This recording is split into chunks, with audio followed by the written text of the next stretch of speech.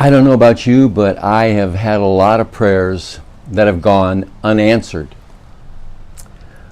And to be perfectly honest, I kind of get annoyed sometimes when I hear all the stories of people who have had their prayers answered, and often in a miraculous way.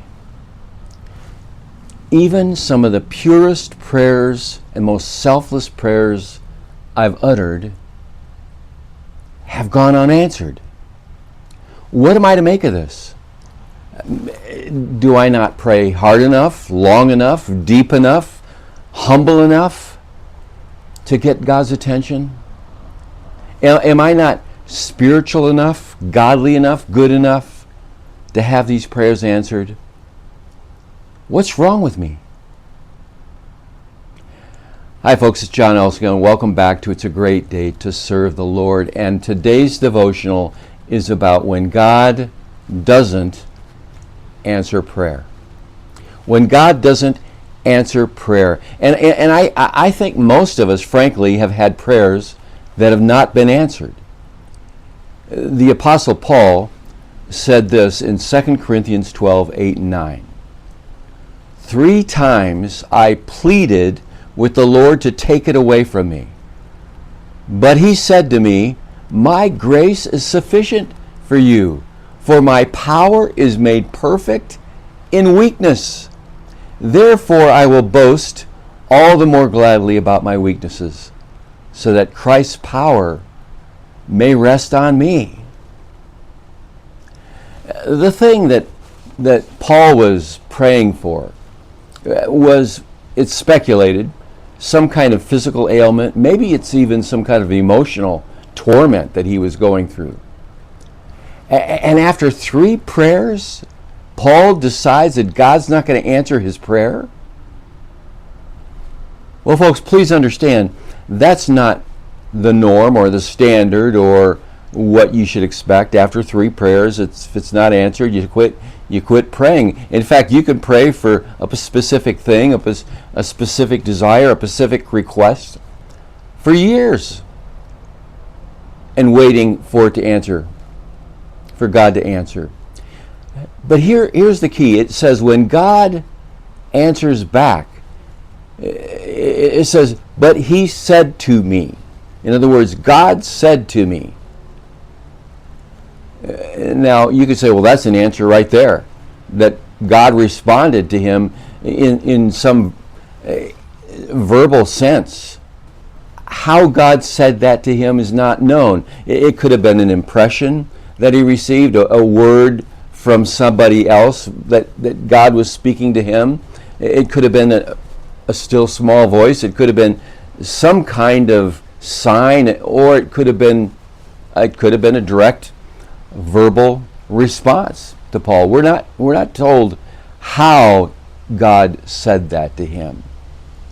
And that's a whole nother topic, to be honest with you.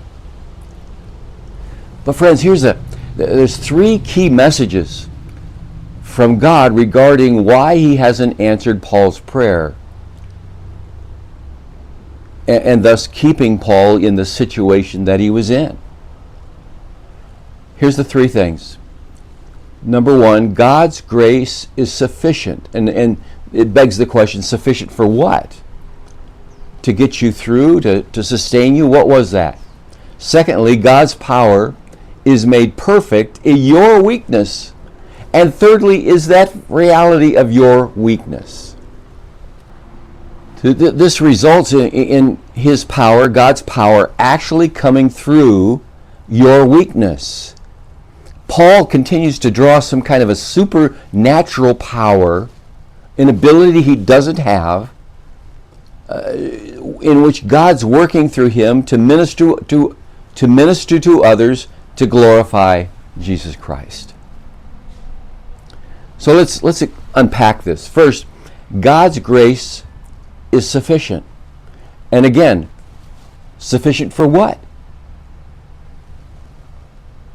Well, there's 2 aspects of God's grace that we need to understand. First of all, the umbrella function of God's grace. That is to say, well, and let me get back into that.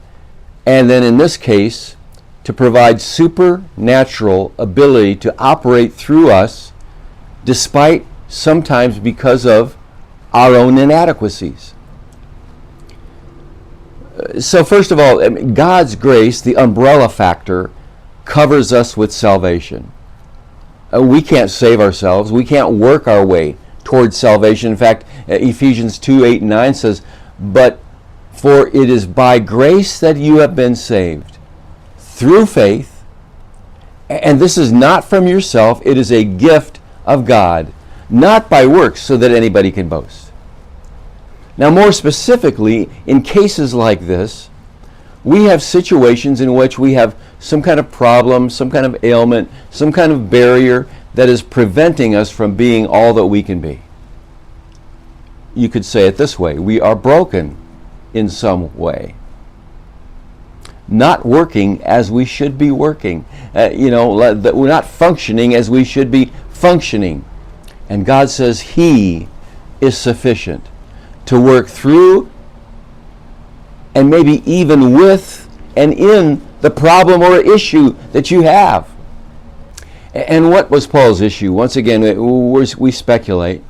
It could be some physical impairment, but many commentators suggest that he had some kind of a speech impediment, maybe a stutter or a stammer of some kind, that prohibited him from speaking clearly, freely, dynamically, that prevented him from doing the exact work God called him to do. Secondly, God's power works in weakness. Here's where it gets interesting, friends. Philippians 2:13 says this: "For it is God who works in you, both to will and to work for His good pleasure." You see, taking Paul again, Paul was persuasive, even though he wasn't a great orator, because that's God's power. Simon, the disciple, wasn't a leader, but Jesus called him Peter, the rock. That's God's power. David was the youngest in his family, not as strong as his oldest brother Eliab, yet David killed Goliath. That's God's power working in and through you. And that ties into that third thing: your weakness. My friend, you may think you're insignificant, you're too young, you're too old, you're too shy, you're too uneducated, or fill in the blank. Whatever stirs within you that says that you're not enough. But remember, God's power works in your weakness, in that thing that says that you're not enough. And God can do in and through you way more than you ever imagined. Philippians 4:13, after all, says, "I can do all things through Him who strengthens me." Paul said that in the context of God's provision, in which case he said that he had learned that he could carry out God's mission in times of plenty, that is to say, times of where he was well off, where he was even wealthy,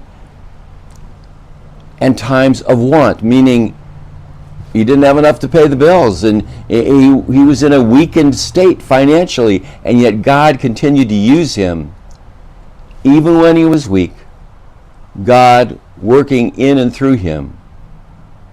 We come to God, friends, asking for some kind of intervention in whatever the situation might be, because we're incapable of ourselves of making happen what we want to make happen, that something would happen that's not happening. And so we pray and we ask, and sometimes we even plead, like David did in Psalm 143:7. He says, "Answer me quickly, Lord, my spirit fails. Do not hide your face from me, or I'll be like those that go down to the pit." He's saying, God, hurry up. God, answer me quickly. God, please. I'm spent. I'm wiped out. I'm broken. I'm exhausted. I can't do it anymore. I have no strength. I'm at my weakest point. We are desperate sometimes for a breakthrough in our situation.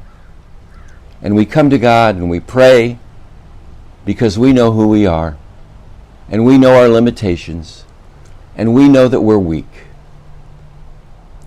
And sometimes, maybe often, God doesn't answer our prayers, or hasn't yet, or even in the way that we imagined, and the waiting is hard. And we wonder why. And we ask why. And the answer is because God is working in you or in the situation. God may be testing you in your faith.